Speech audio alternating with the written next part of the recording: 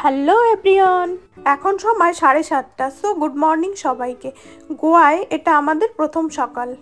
ব্রেকফাস্টের জন্য আমরা চলে গেলাম পাশেরই একটা ভেজ রেস্টুরেন্টে, নাম চামুন্ডা রেস্টুরেন্ট। এখানে নর্থ ইন্ডিয়ান সাউথ ইন্ডিয়ান দু ধরনেরই খাবার পাওয়া যায়, তবে সব ভেজ।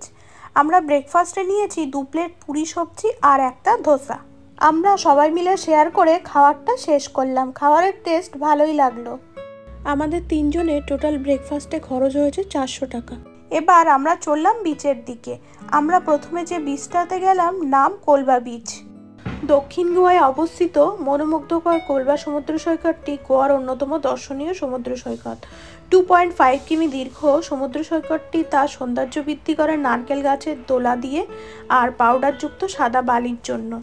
এই বিচটি paragliding, jet skiing, snorkelling, speedboat ride আর বানানা বোট রাইডের জন্য জনপ্রিয়। ওই যে দূরে দেখা যাচ্ছে, এখন অনেক মানুষই স্পিডবোট রাইড করছেন, আবার অনেকেই সকাল সকাল সমুদ্রে স্নানও করছেন। এখানের অত্যন্ত সুন্দর সূর্যাস্ত দেখবার জন্য আর শান্ত নীল তরঙ্গের জন্য পর্যটকরা এখানে যান। কোলবা সি বিচটি মারগাঁও শহর থেকে 6 কিমি দূরে, যেটি সি বিচ থেকে সবচেয়ে কাছের প্রধান শহর। প্রাথমিক দিনগুলিতে কোলবা ছিল একটি ছোট্ট স্থানীয় সম্প্রদায়ের মাছ ধরার গ্রাম। গোয়ায় পর্তুগিজ শাসনের সময়, যা 450 বছরের বেশি সময় ধরে চলেছিল, কোলবা ছিল প্রধানত একটি গ্রামীণ এলাকা। এই বিচে সাদা বালির সৈকত আর নীল সমুদ্রের ঢেউ আমাদেরকে মুগ্ধ করে। এখানে বসার জন্য ছাতা আর চেয়ারও ভাড়া পাওয়া যায়, যদিও আমরা সেটা নিইনি। আমরা পাশেরই একটা বিচ সাইড রেস্টুরেন্টে চলে গেলাম। সেখান থেকে মিল্কশেক, কোল্ড ড্রিঙ্কস আর কিছু সিফুড খেলাম। তারপর আমরা চলে এলাম আমাদের হোটেলে। এখন সময় সকাল 11টা। এখন আমাদের হোটেলের রুমের চাবিও দিয়ে দিয়েছে। আমরা চেক ইন করে এখন রুমে যাচ্ছি। আমাদের রুমটা 2nd ফ্লোরে দিয়েছে। এই হোটেলটাতে লিফট নেই, সো পায়ে হেঁটেই যেতে হবে, বাট 2 ফ্লোর যাওয়াই যায়। 2nd ফ্লোরের পরে আছে নো এন্ট্রি জোন, এখানে যাওয়া যাবে না। আমরা যে রুমটা নিয়েছি একবারে কর্নারের রুমটা। আমাদের আজ এই হোটেলে টোটাল 4টে রুম বুকিং আছে, আশেপাশেই আছে সব রুমগুলো।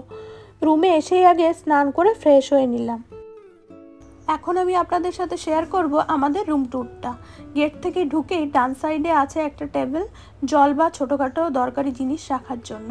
তার পাশেই আছে একটা ছোট কিউটসা ফ্রিজ, যেটা আমি খুলে দেখাচ্ছি। আর তার সাথেই আছে একটা জামা কাপড় রাখবার জন্য কাবার্ড, যার ভেতরে একটা ছোট লকারও আছে। আর তার পাশেই আছে ওয়াশরুম। ওয়াশরুমটা বেশ বড়, ঠান্ডা জল গরম জল দুটোই পাওয়া যাবে এখানে।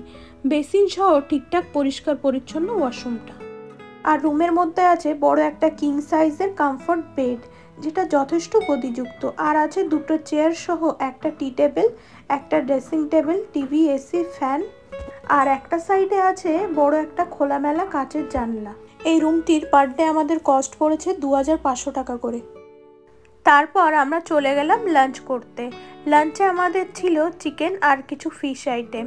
লাঞ্চ শেষ করে আমরা খেলাম এখানকার ফেমাস ফালুদা, যেটা খুবই টেস্টি লাগলো আমার। অনেকটা সময় দিয়েই উনি বানিয়েছেন, আইসক্রিম সহ অনেক কিছুই দিয়েছেন এর মধ্যে। খাওয়া দাওয়া শেষ করে আমরা সবাই রুমে গিয়ে কিছুক্ষণ রেস্ট করলাম। কলকাতা থেকে যেসব বন্ধুরা আসার ছিল, তারা বিকাল নাগাদ গোয়া এসে পৌঁছেছে। কলকাতা থেকে গোয়া কোনো ডিরেক্ট ফ্লাইট না পাওয়ায় ওরা অনেকটাই ব্রেক জার্নি করে এসেছে, সময়টা অনেকটা বেশি লেগেছে। এখন সময় রাত 8টা আর আমরা এখন যাচ্ছি বেনেলিয়াম বিচে। এখানে যাওয়ার জন্য আমরা 2টো ট্যাক্সি বুক করলাম। গোয়ার মধ্যে যাতায়াতের সবথেকে ভালো উপায় হলো ভাড়ার গাড়ি, যেমন স্কুটার বা মোটরসাইকেল বা কার ভাড়া করে নেওয়া। এছাড়াও আপনি স্থানীয় পরিবহন যেমন ট্যাক্সি বা অটোরিকশা দ্বারা ভ্রমণ করতে পারেন। গন্তব্যে পৌঁছে পায়ে হেঁটে পুরো জায়গাটা ঘুরে দেখতে পারেন। বেনেলিয়াম বিচটির এয়ারপোর্ট থেকে দূরত্ব 26 কিমি, মারগাঁও রেলওয়ে স্টেশন থেকে দূরত্ব 7 কিমি। কোলবা বিচ থেকে এই বিচের দূরত্ব 4 কিমি। আসতে মোটামুটি 10 থেকে 12 মিনিট মতো সময় লাগলো।